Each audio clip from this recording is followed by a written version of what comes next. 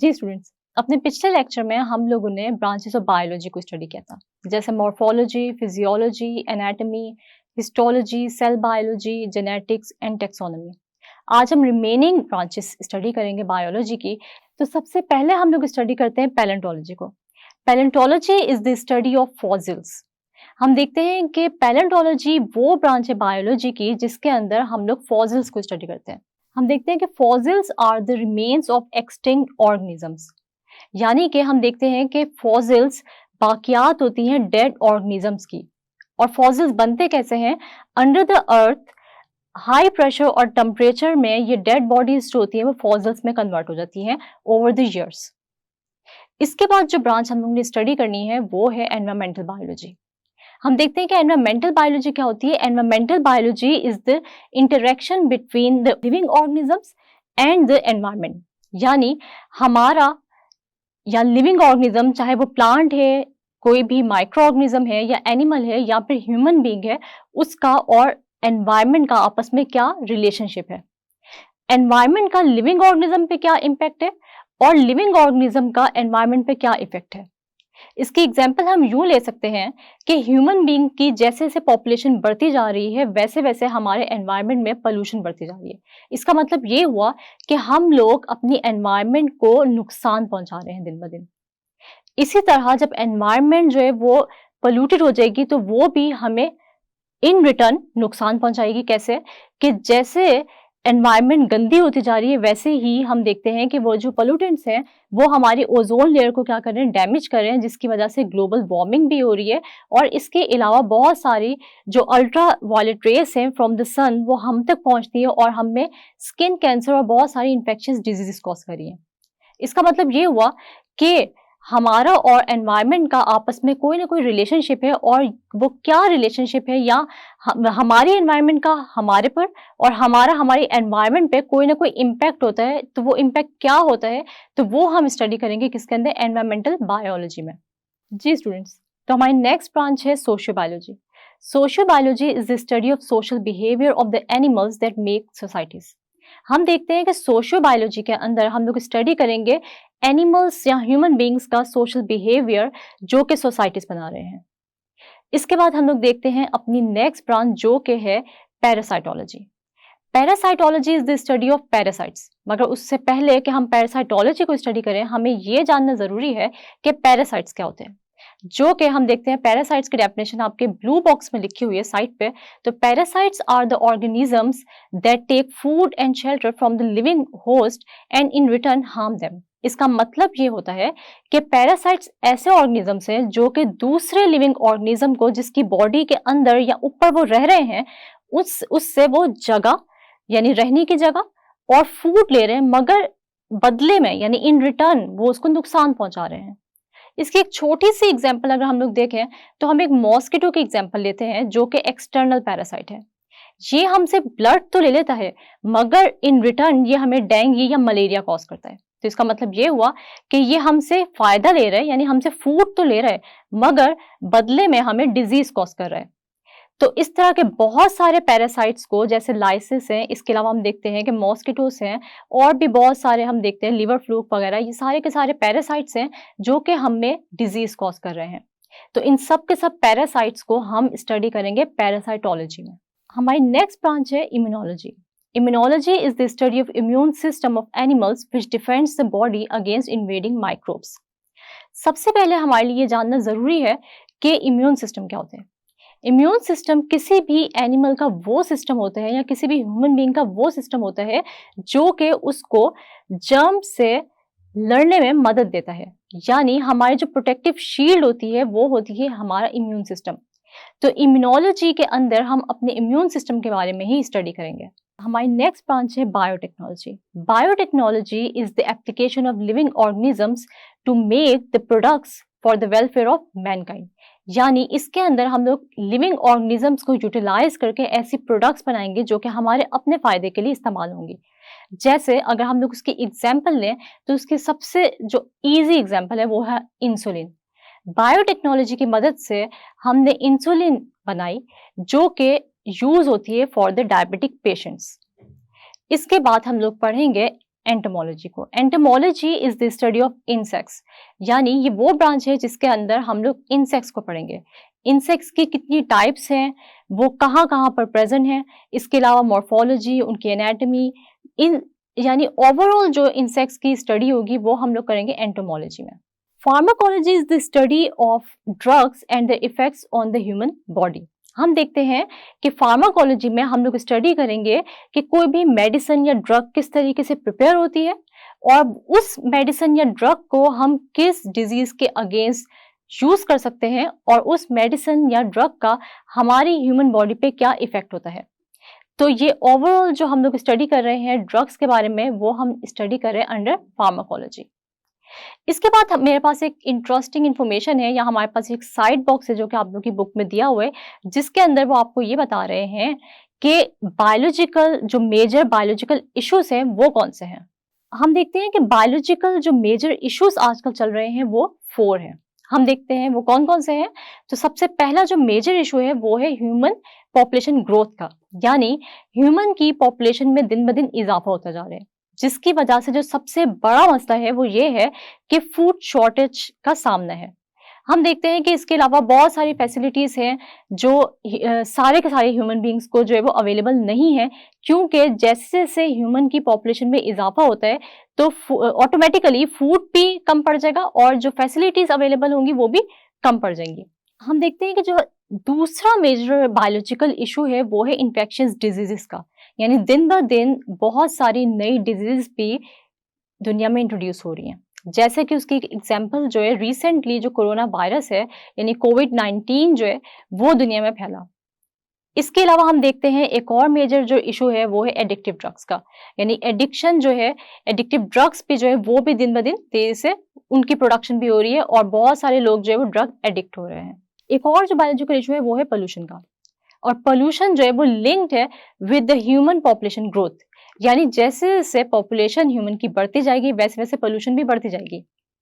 हम देखते हैं कि जैसे जैसे दुनिया एडवांसमेंट की तरफ जा रही है, टेक्नोलॉजी बढ़ती जा रही है, वैसे वैसे जो है वो पोल्यूशन में भी इजाफा होता जा रहा है। और उसकी वजह क्या है कि हम देखते हैं कि बहुत सारी इंडस्ट्रीज लग रही हैं जो कि अपने केमिकल एफ्लुएंट्स जो हैं वो हमारी एनवायरनमेंट में छोड़ देती हैं, जिसकी वजह से हमारी एनवायरनमेंट दिन ब दिन गंदी होती जा रही है या पोल्यूटेड होती जा रही है।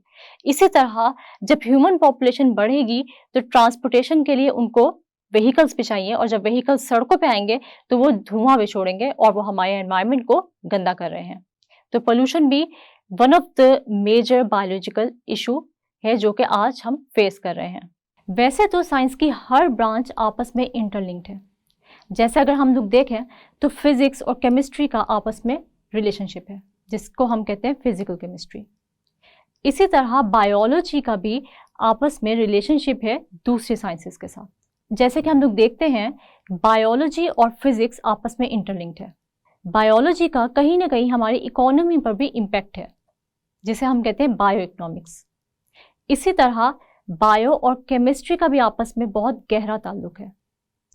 इसी तरह हम देखते हैं कि बायो और ज्योग्राफी भी आपस में इंटरलिंक्ड है जिसे हम कहते हैं bio geography.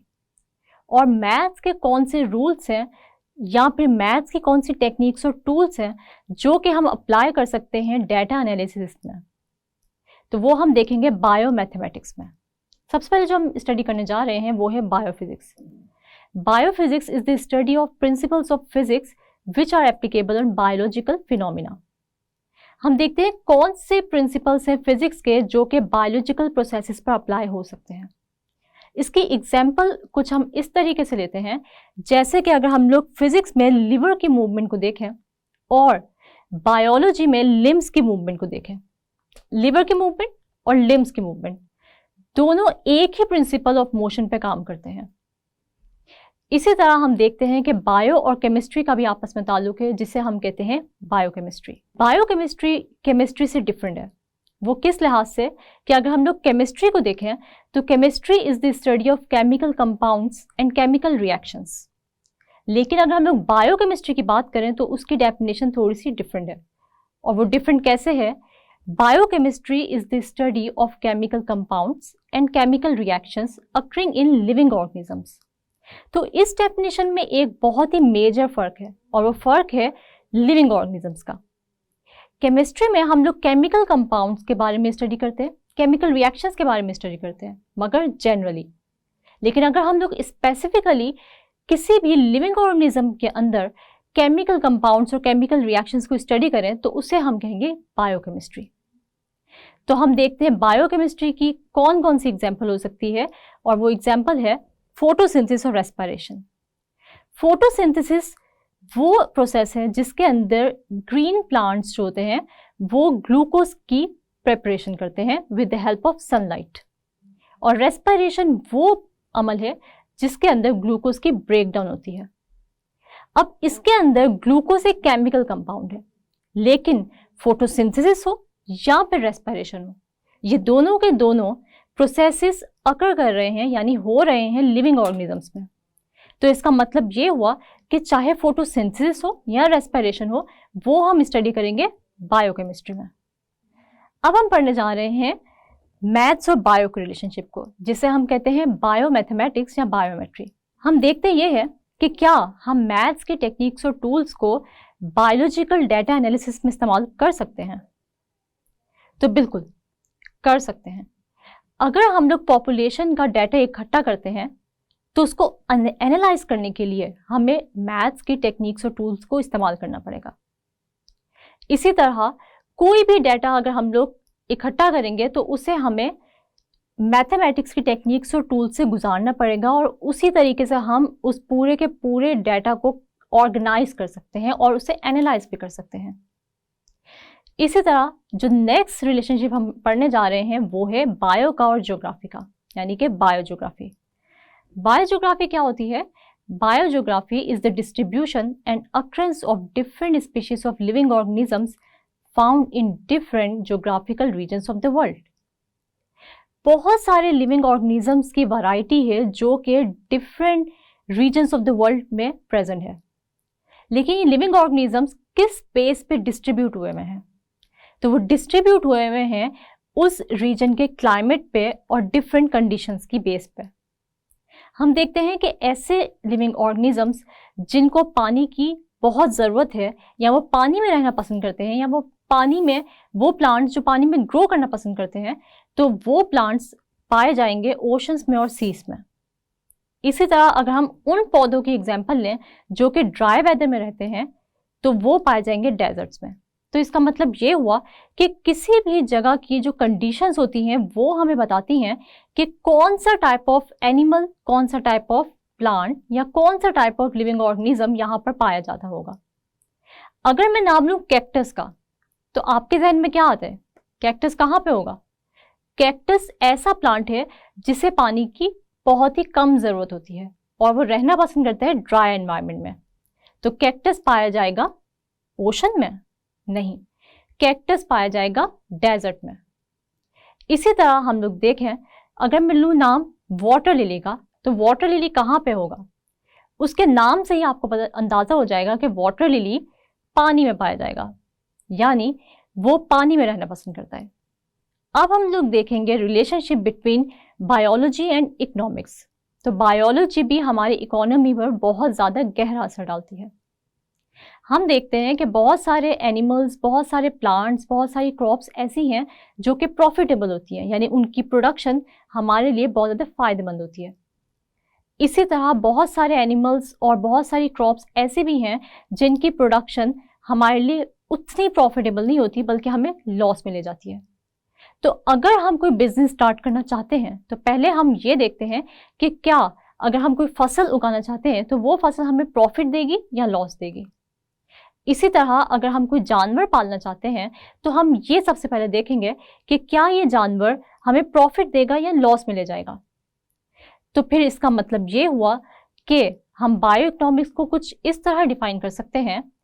Bio economics is the study of organisms from economical point of view, यानी अगर हम लोग किसी भी लिविंग ऑर्गेनिज्म को उसके इकोनॉमिकल पॉइंट ऑफ व्यू से स्टडी करें तो उसको हम कहते हैं बायो इकोनॉमिक्स। अगर हम लोग शुगर केन की एग्जाम्पल लें, वो लोग जो शुगर केन की फसल उगाते हैं उनको बहुत ज़्यादा प्रॉफिट होता है। लेकिन अगर हम लोग इसी तरह किसी और क्रॉप की एग्जाम्पल लें, जैसे कॉटन है, तो कॉटन का पाकिस्तान में इतना बिजनेस नहीं है जितना वीट का, राइस का या शुगर केन का है। तो इसका मतलब ये हुआ कि जब भी हम कोई भी क्रॉप उगाने लगे या फिर एनिमल को प्रोड्यूस कराने लगे तो हम उसको अच्छे तरीके से इकोनॉमिकल पॉइंट ऑफ व्यू से स्टडी कर लें। जी स्टूडेंट्स, तो अब मैं आप लोगों से करूंगी कुछ क्वेश्चंस जिससे मुझे ये पता चलेगा कि आप लोगों को आज का लेक्चर समझ भी आया कि नहीं। सबसे पहले मैं आपको ये बता दूं कि ये वो क्वेश्चंस हैं जो पिछले एग्जाम्स में बहुत बार रिपीट हो चुके हैं। सबसे पहला जो क्वेश्चन है वो है व्हाट इज बायोफिजिक्स। तो बायोफिजिक्स क्या है? फिजिक्स और बायो का आपस में रिलेशनशिप। इसे हम कैसे डिफाइन कर सकते हैं? Biophysics is the study of principles of physics which are applicable on biological phenomena. इसमें आपने सिर्फ डेफिनेशन नहीं लिखनी बल्कि इसकी एग्जाम्पल भी जरूर देनी है। उसके बाद जो हम देखते हैं नेक्स्ट क्वेश्चन वो है बायोकेमिस्ट्री का, यानी बायो और केमिस्ट्री का आपस में क्या रिलेशनशिप है। Biochemistry is the study of chemical compounds and chemical reaction found in living organisms. इसके अंदर भी आप लोग ने सिर्फ डेफिनेशन नहीं लिखनी बल्कि इसके साथ इसकी एग्जाम्पल भी देनी, फोटोसिंथेसिस और रेस्पिरेशन की। नेक्स्ट जो क्वेश्चन है वो है बायोज्योग्राफी। इसके अंदर बायो और ज्योग्राफी का आपस में रिलेशनशिप है, जिसके अंदर हम देखते हैं कि बायोज्योग्राफी को कुछ हम इस तरीके से डिफाइन कर सकते हैं कि biogeography is the distribution and occurrence of different species of living organisms found in different geographical regions of the world. यानी कौन कौन से एनिमल्स या प्लांट्स या लिविंग ऑर्गेनिजम्स कहाँ कहाँ पाए जाते हैं वो हम स्टडी करेंगे बायोज्योग्राफी में। इसके अंदर भी आप लोगों ने प्रॉपर एक्सप्लेनेशन भी साथ देनी है डेफिनेशन के। अब कुछ लॉन्ग क्वेश्चंस हैं जो कि बहुत ही इंपॉर्टेंट है एग्जाम के पॉइंट ऑफ व्यू से। हम देखते हैं सबसे पहला जो लॉन्ग क्वेश्चन है वो आज के टॉपिक से ही रिलेटेड है और वो है give relation of biology with other sciences. तो इसके अंदर आप लोगों ने प्रॉपरली हर रिलेशन को एक्सप्लेन करना है, यानी बायोफिजिक्स को, बायोकेमिस्ट्री को, बायोज्योग्राफी को, बायो इकोनॉमिक्स को और बायोमेट्री को। फिर नेक्स्ट क्वेश्चन है define biology and write down it's divisions. इसके अंदर सबसे पहले आप लोग बायोलॉजी की डेफिनेशन लिखेंगे जो कि है scientific study of living organisms, और उसके बाद फिर आप इसकी डिवीजन्स को पहले लिखेंगे और उसके बाद फिर बारी बारी डिफाइन करेंगे, जैसे कि zoology is the study of animals, botany is the study of plants and microbiology is the study of micro organisms. कुछ शॉर्ट क्वेश्चंस हैं जो कि पिछले एग्जाम्स में भी बहुत बार रिपीट हो चुके हैं, तो आप लोगों ने ये क्वेश्चंस बहुत अच्छे से प्रिपेयर कर लेना है। सबसे पहला जो क्वेश्चन है वो है व्हाट आर फॉसिल्स। तो इसका आंसर क्या है? Fossils are the remains of extinct organisms, यानी जो डेड ऑर्गेनिजम्स हैं उनकी बाकियात को हम फॉसिल्स कहते हैं। क्वेश्चन नंबर 2 जो हमारे पास है, जो बहुत दफ़ा आया हुआ भी है, वो है हमारे साइड बॉक्स से जो कि है डिफाइन पैरासाइट्स। तो parasites are the organisms that take food and shelter from the living host and in return harm them, यानी ऐसे ऑर्गेनिजम्स जो कि अपना फूड और रहने की जगह तो किसी ऑर्गेनिज्म से लेते हैं मगर इन रिटर्न यानी बदले में उसी ऑर्गेनिज्म को क्या करते हैं? नुकसान पहुंचाते हैं, यानी उसमें कोई ना कोई डिजीज कॉज करते हैं। उसके बाद जो हमारा थर्ड क्वेश्चन है वो है व्हाट इज इम्यून सिस्टम। तो immune system is the system which defends the body against invading microbes, यानी ऐसा सिस्टम किसी भी एनिमल या ह्यूमन बीइंग या लिविंग ऑर्गेनिज्म का वो सिस्टम जो कि आपको किसी भी माइक्रोब के अटैक से बचाता है या आपके लिए शील्ड या आपको प्रोटेक्ट करता है एक शील्ड के तौर पे, उसको हम कहते हैं इम्यून सिस्टम। बायोटेक्नोलॉजी की डेफिनेशन, तो इसके अंदर हम लिखेंगे कि biotechnology is the practical application of living organisms to make the substances for the welfare of mankind. और लास्ट पर एक लॉन्ग क्वेश्चन है, ये भी बहुत इंपॉर्टेंट है, वो है explain any 4 branches of biology. तो इसके अंदर आप लोगों ने कोई सी भी 4 ब्रांचेस को एक्सप्लेन करना है, लेकिन हमेशा वही ब्रांचेस आप लोग अपने लिए चूज कीजिएगा जो आप लोगों को बहुत अच्छे से आती हो। जैसे कि अगर मैं आपको एग्जांपल दूं, मॉर्फोलॉजी, एनाटॉमी, फिजियोलॉजी, हिस्टोलॉजी, अगर ये ब्रांचेस आपको अच्छे से आती हैं तो आप इसको एक्सप्लेन कर दें। तो morphology is the study of form and structure of living organism, anatomy is the study of internal parts of living organisms, histology is the microscopic study of tissues and physiology is the study of functions of different parts of living organisms. ये quiz अच्छे से आप लोगों ने review कर लेना है और अच्छे से प्रिपेयर कर लेना है, क्योंकि ये सारे वही क्वेश्चंस हैं जो एग्जाम वाइज इंपॉर्टेंट हैं।